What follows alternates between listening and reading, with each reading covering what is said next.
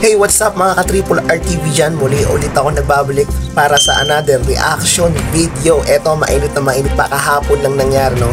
Isang lalaki na nangunguha ng lisensya kahit hindi naman siya police or hindi siya taga LTO kasi naka-civilian lang, so hindi natin alam. So eto nga, nagkagitgitan, truck versus kotse. So hindi natin alam dahil lang, so i-react natin to. Marami talaga mga taong mainitin ang ulo sa kalsada. So eto lang panoorin natin yung video para malaman natin, magbigay tayo ng komento. So ito tayo mga Lodi, nandito tayo ngayon, ito yung i-react natin. Ito sa video na to, nag-viral. So credit kay CDEO Headlines, okay? Credit sa video na to. So ito na, react natin. Iniiwasan ko na nga eh. Bumaba na.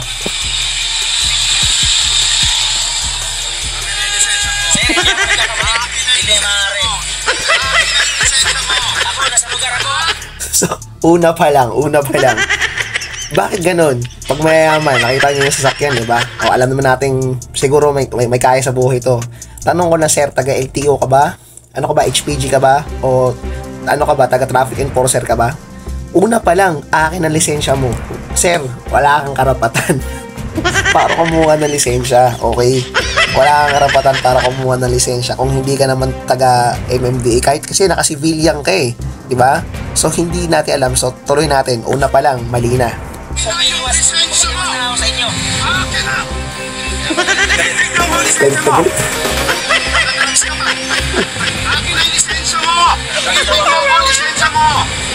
Doon pa lang, boss, hinusgahan niya na po mga ka-Triple R TV. Nakadrugs ka pa. Alam mo ba, boss? Kilala niyo ba yung truck driver niya?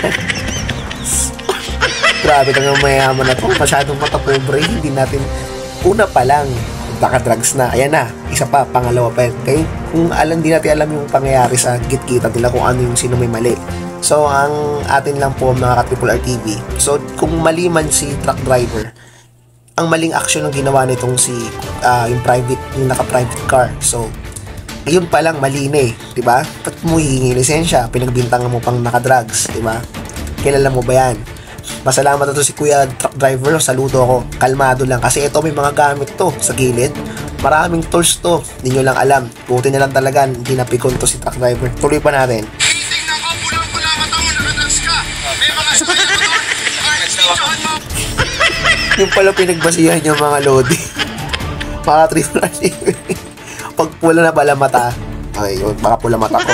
Hindi naman. Ayan. Pag pula na pala mata ko, naka-drugs na pala. Ang lupit talaga nitong mayaman na to.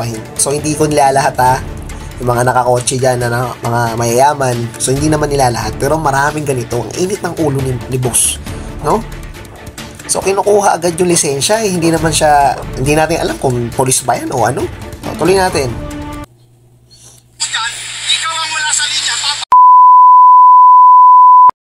lisensya mo! Akin na lisensya mo! Mo kami?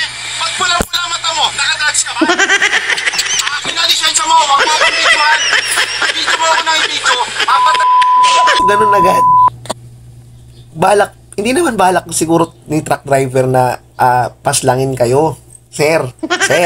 Kasi hindi naman siya tumakas eh. Hindi siya alis. Pag mga ganyan sitwasyon, sir, kung kasalanan ng truck driver, ba't di kayo tumawag ng mga police or HPD dyan, naka-assign or taga traffic enforcer dyan na mag-aayos ng problema nyo. Hindi yung ikaw kukuha ng lisensya, sir.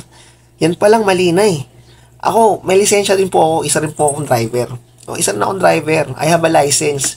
Pero wala kang karapatan kung nagkagitgitan mo kayo sa daan, kung ano man naging problema nyo. Hindi po ganyan. Ito hindi ko malaman sa mga mayayaman. Ang yayabang eh. Di ba? Ang init ng ulo sa daan. Mga ka-Triple R TV. Hindi ko lang alam ba't ganito. So, yung video na yan, after nyan, hindi natin tatapusin. Inagaw nyo yung cellphone, so doon na natapos yung video, no? So, hanggang dito na lang mga ka-Triple R TV. No, mag-iingat kayo sa daan. Yung mga ganitong bagay, yung mga ganitong sitwasyon. Buti lang kalmado to si truck driver. Ang dami pa naman mga gamit niya sa gilid. No, kung siya'y barumbadong truck driver, baka hindi niya natin alam kung anong ginawa na lang to ni truck driver, ni Kuya. Napakabait. So, nag-video lang siya kasi may panghahawakan siyang ebidensya. So, mga ka-Triple R TV, subscribe naman ako to sa aking channel. Nito kay kababalik ko lang, medyo kasi mas mapakiramdam ko, kaya ang hirap mag-content eh. At sa aking every page nga pala, ka-Triple.